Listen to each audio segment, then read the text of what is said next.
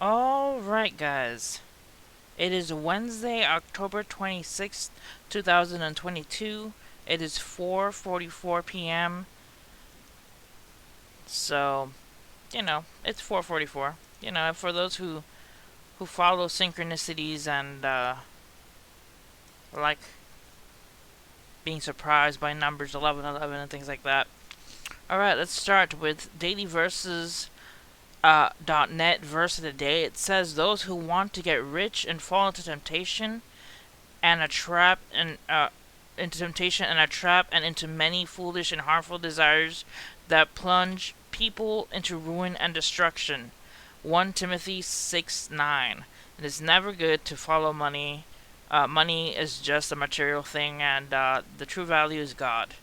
So I'm gonna ask you guys to please pray for everybody that's going through difficult times or through hard moments today, because as we all know, we live in this world, and in this world there's so many hard things happening, and so many harsh things happening in this world. So please pray for each other, watch over each other.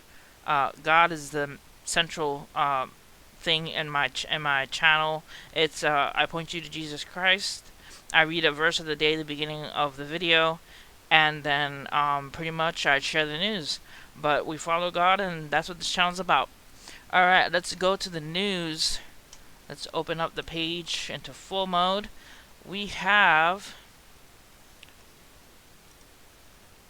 Alright, we have another sign in the sky. Partial solar eclipse on October 25th. That was yesterday. Over all of Europe, maximum in northwest Russia. So that happened yesterday, a partial solar eclipse over most of Europe. Also, deadly floods engulf wide parts of Africa, Benin, South Sudan, Chad, Gabon, and Nigeria in states of emergency. Millions evacuated, dozens of people have passed because of the flooding, so please pray for Africa. Alright, also, return to dormancy. Magma rapidly rises beneath dormant volcano Mount Edgecumbe in Alaska. Rare reactivation, rapid inflation, and seismic unrest in that region. So please pray for those people who are close to that volcano in Alaska. Alright, let's get all these tabs out the way. Alright, future shortage of fertilizer for American farmers ahead due to massive increase of U.S. nitrogen exports as Europe scrambles for fertilizer. Alright, so the U.S. exports of nitrogen fertilizers jumped to a multi-year high this summer after surging natural gas prices in Europe drove up costs of production for crop nutrient there, making U.S. shipments more competitive.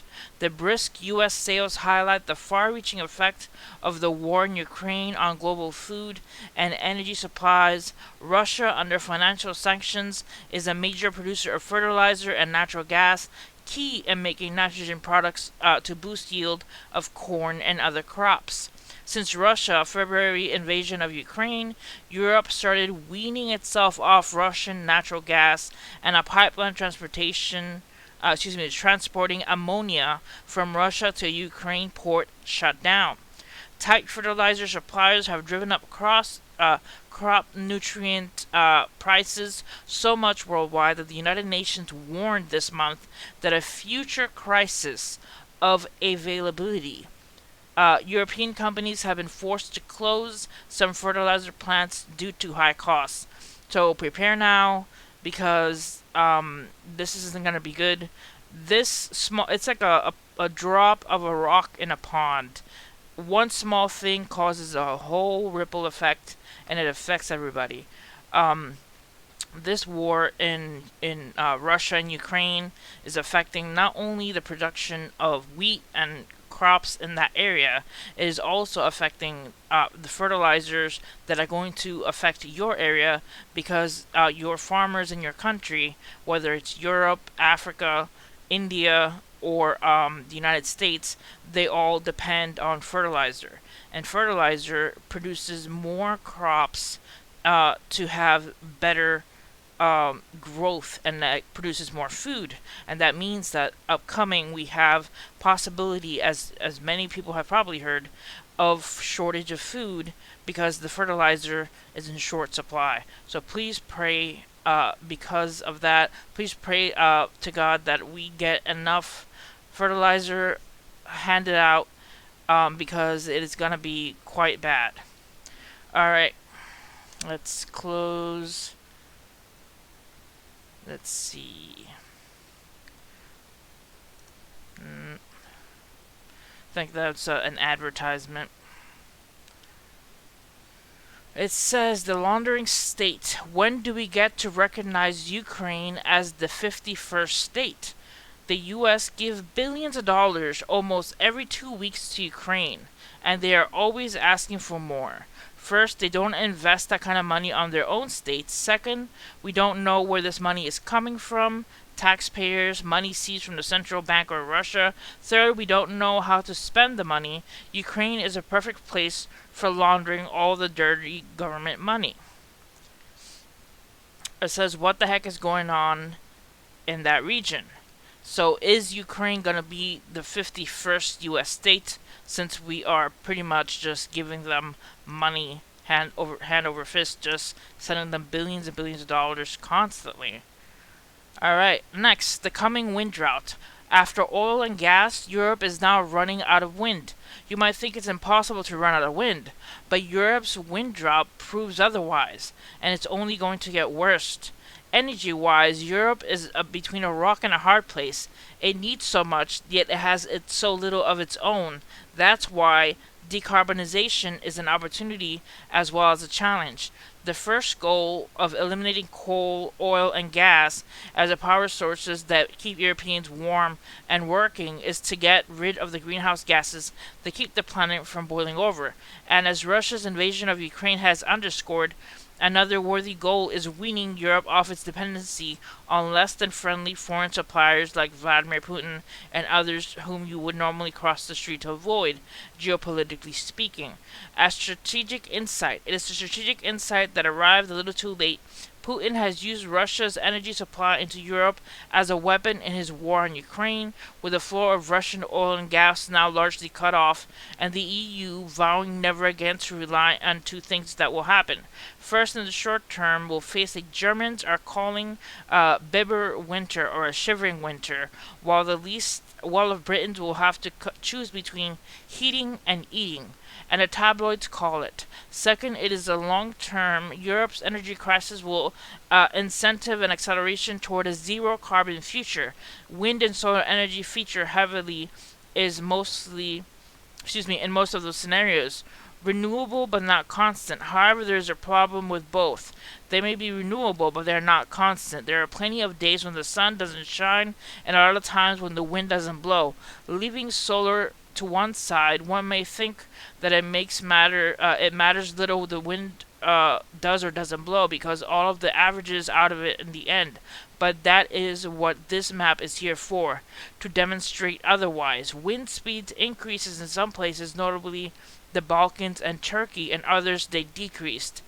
So this map is showing a decrease of winds. It says dark blue covers large areas of the North Sea, northern Scandinavia, and Eastern Europe, where wind speeds decreased 5 to 10%. The gone is the wind.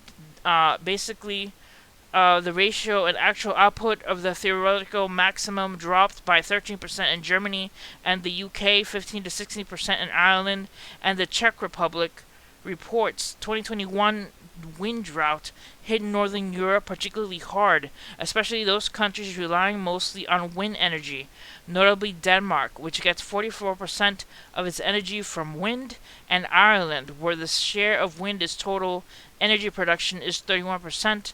Other European countries relying heavily on wind include Portugal, 26%, Spain 24%, Germany 23%, and the UK at 22%, and Sweden at 19%.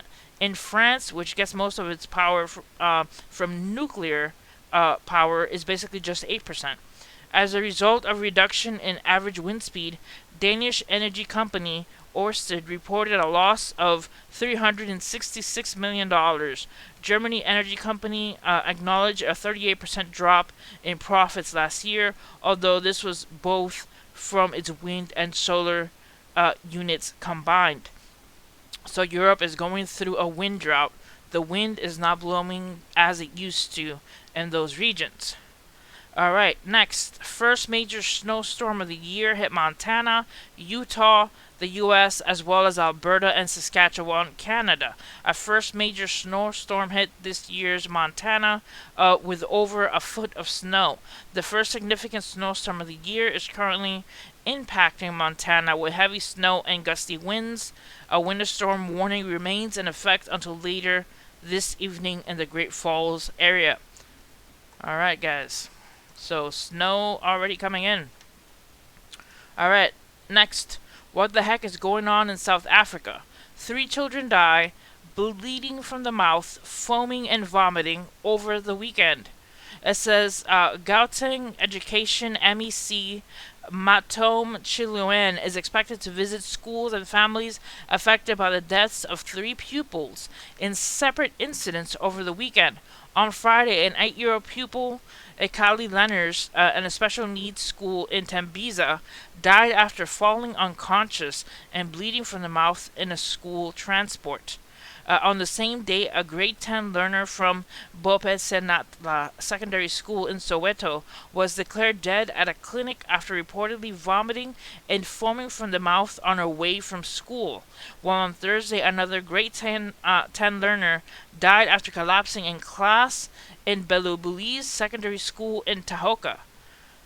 So that's pretty creepy to be hearing that. It says because of the nature of the allegations that were put on the table, MEC Shillone has recommended that the department must appoint an independent law firm to investigate the circumstances of the death of the grade 10 learner. The investigation will assist the department to take decisive action accordingly. Our psychosocial support team will be dispersed in all 3 schools, and the families of the deceased will be assisted with necessary counseling. The MEC were expected to visit schools and families of the deceased learners yesterday. What is responsible for the sudden deaths, allergic reactions, poisoning, any other virulent diseases like Ebola or the jab? We don't know. Doesn't show any other clues. I'll leave you guys a link to this story if you guys want to check it out later. But that is quite spooky to have children dying from bleeding from the mouth and foaming. That is quite spooky, guys. Please pray for their families and the country. Alright. Next, Russian Defense Ministry readies forces and capabilities to deal with radioactive contamination. Russia's Defense Ministry has readied forces and capabilities to deal with radioactive contamination following Moscow's unsubstantiated and disputed claims that Ukraine is developing a dirty bomb. Igor Krylov, commander of Russia's nuclear, chemical, and biological defense forces, on Monday said Ukraine wanted to spread radioactive material on its own country with the intention of framing Russia to undermine support from Moscow worldwide. Kiev was allegedly reaching the final stage of building a nuclear weapon and is requesting support from the UK, Krylov claimed. He provided no evidence for his allegations. The military briefing comes as Ukraine has vehemently rejected Russia's accusations of dirty blackmail. Kiev has said that Moscow is seeking to pressure Western powers into dropping their support for Ukraine and pushing it to accept a peace deal on Russia's terms. Washington, London, and Paris, NATO's 3 nuclear powers, issued a joint statement on Monday saying Russia's claims were transparently false. They warned Moscow against using them as a pretext to escalate the war in Ukraine. I will leave you a link to this story, but it is getting quite dicey over there in Russia and Ukraine. Alright. I had talked about this, but I had the article open as well of a partial solar eclipse that happened on the 25th. Alright, next we have National Hurricane Center. We have a couple of disturbances We have disturbance 1 with 50% chance of cyclone formation in 5 days. And then we have disturbance 2 with 40% chance of cyclone formation in 5 days in the Caribbean. So we got to keep an eye on this as it develops. Let's take a look at it over the satellite image, as you see here. Below Puerto Rico, above South America, and into the Atlantic, reaching all the way up to Canada and Maine, as you see here on the northern part of the map. It's going straight down. We have possible 2 disturbances with, I believe it was again 40% chance, no, 50% chance and 40% chance. So the 50% chance disturbance, the first disturbance, is in the northern part of the Atlantic. The other disturbance is below Dominican Republic and Puerto Rico, and that is a 40% chance in the Eastern Caribbean.